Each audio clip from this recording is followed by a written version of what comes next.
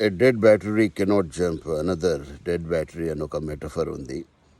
దీని సింపుల్ అర్థం ఏంటంటే, ఫర్ ఎగ్జాంపుల్ కారు చెడిపోయింది ఎక్కడో మారుమూల ప్రాంతంలో. మెకానిక్కి మనం కాల్ చేసాము, ఆయన వచ్చారు ఒక బ్యాటరీ తీసుకొని వచ్చి ఆ టెర్మినల్స్ తీసి ఈ బ్యాటరీకి పెడతాడు అనమాట, ఆయన తెచ్చిన బ్యాటరీకి. అప్పుడు బండి స్టార్ట్ అయిపోతుంది. మళ్ళీ మామూలు టెర్మినల్స్ పెట్టేసి పాతదానికే బండి వర్క్షాప్ గరాజ్ వరకు తీసుకెళ్తారు ఆయన. సో ఒకవేళ ఆయన తెచ్చిన బ్యాటరీయే డెడ్ అనుకోండి, స్టార్ట్ కాదు బండి. సో ప్రాబ్లం ఎక్కడుందో ఎవరికి అర్థం కాదు. సో ఇది మన జీవితంలో అప్లై చేసుకుంటే, మనం ఎదగాలి అన్న ఆలోచనతో ఉన్నప్పుడు ఆల్రెడీ ఎదిగిన వ్యక్తులతో మన అసోసియేషన్ అన్నది ఉండాలి, లేదా జ్ఞానవంతులతో ఉండాలి. మంచి లక్ష్యాలతో ముందుకెళ్తున్న వ్యక్తులతో మనం కనుక టైం గడిపినాం అనుకోండి, అప్పుడు మనం కూడా వాళ్ళతో పాటు ముందుకెళ్ళే అవకాశం ఉంటుంది, ఎదిగే అవకాశం ఉంటుంది. మనం ఏం చేస్తున్నామంటే, ఏదన్నా సలహా అవసరం పడ్డప్పుడు పనికిమాలిన వ్యక్తులను అడుగుతున్నాం. ఏ ఆలోచనలో లేని వ్యక్తిని, ఏ ఎనర్జీ లేని వ్యక్తిని, జీవితంలో ఏం చేయాలా అన్న ఆలోచనలు, అంటే లైక్ కన్ఫ్యూజన్లో ఉన్న వ్యక్తిని అడిగితే ఆ కన్ఫ్యూజన్ మనకు అంటుకుంటుంది. మన ఎదుగుదల పక్కన పెడితే ఇంకా వెనక్కి వెళ్ళిపోతాం మనం. కాబట్టి seek the advice of the right person at the right time for the right result, అది చెప్పొచ్చే ఉద్దేశము. Seek the advice from the right person, not any person you like. ఇది మనోడే కదా చెప్తాడులే, కాదు. We should have that kind of knowledge. ఎవరు మనకి direct చేయగలుగుతారు. ఎందుకంటే మిత్రులారా, గుర్తుపెట్టుకోండి, మన దశ మారాలి అంటే దిశ మార్చుకోవాలి. దిశ మారాలి అంటే సరియైన దిశలో ఉన్న వ్యక్తిని మనం సలహా అడగాలి, లేదా వాళ్ళతో పాటు ప్రయాణం చేయాలి. అంతే తప్ప ఎవరితో పడితే వాళ్ళతో వెళ్ళిపోయినాం అనుకోండి, అగమ్య గోచరం అయిపోతుంది మన జీవితం. So I want you to be very careful while seeking the advice. A dead battery cannot jump another dead battery అన్న మెటఫోర్ని గుర్తుపెట్టుకోండి. మీరందరూ కూడా మంచి వ్యక్తులతో సహవాసం చేయండి. సజ్జన సాంగత్యము అంటారు, చూసిండ్రా? ఎందుకంటే ప్రపంచంలో 5 రకాల మంది మనుషులు ఉంటారు. రిఫ్రెషర్స్ ఉంటారు, రిఫైనర్స్ ఉంటారు, రిఫ్లెక్టర్స్ ఉంటారు, రిజెక్టర్స్ ఉంటారు, తర్వాత రెడ్యూసర్స్ ఉంటారు. రిఫ్రెషర్స్ అంటే మనలో ఉన్న ఉత్సాహాన్ని రిఫ్రెష్ చేస్తూ ఉంటారు. ఇప్పుడు పొద్దున పూట మనం ఎక్కువగా ఆధ్యాత్మికమైన కార్యక్రమాలు వినమని చెప్తూ ఉంటారు. ఓకే, ఆ తర్వాత యోగా అలాంటి ఎక్సర్సైజులు చేయమంటారు, లేదా మార్నింగ్ వాక్ వెళ్ళడం. ఇవన్నీ కూడా రిఫ్రెషర్స్ అనమాట. ఇప్పుడు చూడండి, నేను అడవిలో ఉన్నాను ఇక్కడ. ఇండియాకి 8,000 కిలోమీటర్ల దూరంలో సుమారుగా గోతెన్బర్గ్, స్వీడన్ అన్న ప్రాంతంలో ఉన్న అడవిలో మార్నింగే వచ్చిన. ఇప్పుడు మార్నింగ్ మాకు ఇక్కడ 6:30 ఎంత అయింది. ఈ టైంలో వచ్చిన నేను. It is a refreshing feeling అన్నమాట. అడవిలో కూర్చొని మంచి మంచి ఆలోచనలు వస్తూ ఉంటాయి. సో ఇలాంటి రిఫ్రెషింగ్ పీపుల్తో మనం గడపాలి. పొద్దున్నే ప్రేయర్స్ అవ్వచ్చు, నమాజ్ అవ్వచ్చు, పూజలు, ఏదైనా సరే, what ever that gives you refreshing feeling. ఆ విషయాలతో, ఆ వ్యక్తులతో మనం గడపాలి.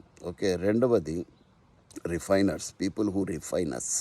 ఓకే, రిఫైన్ చేసే వ్యక్తులు ఉంటారు, మెంటార్స్ కానీ, గురువులు కానీ, వాళ్ళతో మనం సమయం గడపాలి. మూడవది రిఫ్లెక్టర్స్. రిఫ్లెక్టర్స్ అంటే మనం ఎట్లుంటామో అట్లా చూపించేవాళ్ళు. వాళ్ళ దగ్గర మాయా మంత్రం ఏముండదు. బాబు నువ్వు ఈ ప్రకారం ఉన్నది ఉన్నట్టుగా చెప్తారు. అది చాలా ముఖ్యం. చాలా మటుకు ఉన్నది ఉన్నట్టుగా చెప్పినప్పుడు మిగతా వాళ్ళ కోపం వస్తుంది. అంటే ఎందుకంటే మనం పొగడతలకు అలవాటు పడిపోయినాం. మనం పొగడకపోతే మనల్ని అవతలోటి శత్రువు కింద లెక్కేస్తాం మనం. అది తప్పండి. You have to take positive criticism. అదే రిఫ్లెక్టర్స్ అంటే. ఓకే, ఇప్పుడు చూడండి, మంచి సలహా పెట్టామనుకోండి, ఈ ప్రకారంగా మనం ముందుకెళ్తే బాగుంటుంది అంటే దానికి నెగిటివ్ కామెంట్లు కొన్ని 100 వస్తాయి. So that is not the right way. సరైనదైతే మనం తీసుకోవాల్సిందే. వీ హ్యావ్ టు, అది ఒప్పుకోవాలి. We have to accept and practice it. Okay, నాలుగవది రెడ్యూసర్స్ ఉంటారు. వాళ్ళు మనకు తెలియకుండానే మన ఉన్న కళల్ని దొంగిలిస్తూ ఉంటారు, మన ఆలోచనని దొంగిలిస్తూ ఉంటారు, మనల్ని నిరుత్సాహపరుస్తూ ఉంటారు. ఏదైనా పని మొదలు పెట్టాలి అంటే, నీ వల్ల కాదు, ఎంతమంది ట్రై చేసిండు, నువ్వు ఎక్కడ చేస్తావు అని అంటారు. నేను ఈ వృత్తిలో వచ్చినప్పుడు పబ్లిక్ స్పీకింగ్లో చాలామంది నన్ను రెడ్యూస్ చేసిండ్రు నాలో ఉన్న శక్తిని.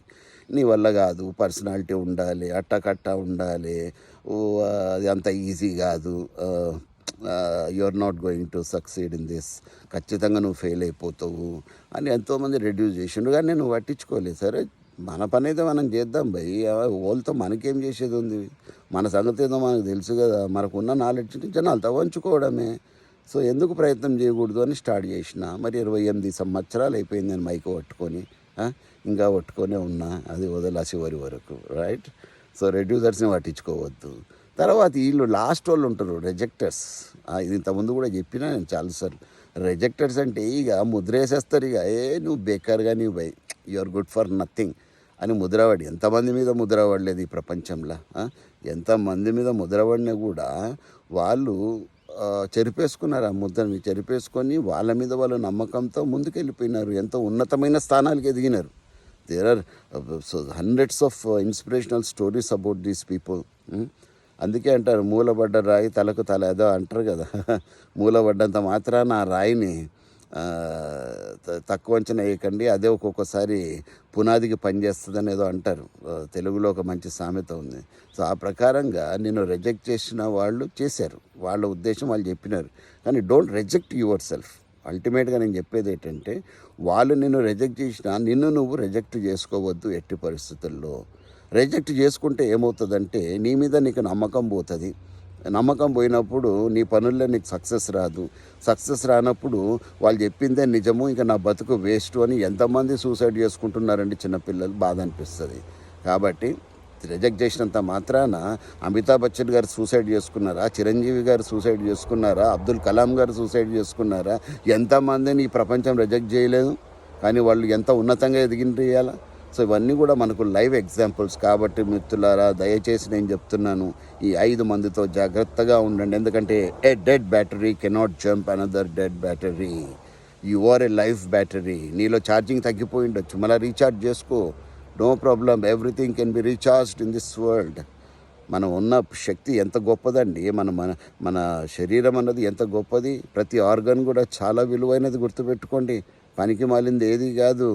మన సిరివెన్నెల గారి మాటలు గుర్తుపెట్టుకోండి. దేహముంది, ధైర్యముంది, నెత్తురుంది, సత్తు ఉంది, ఇంతకన్నా సైన్యం ఉండునా.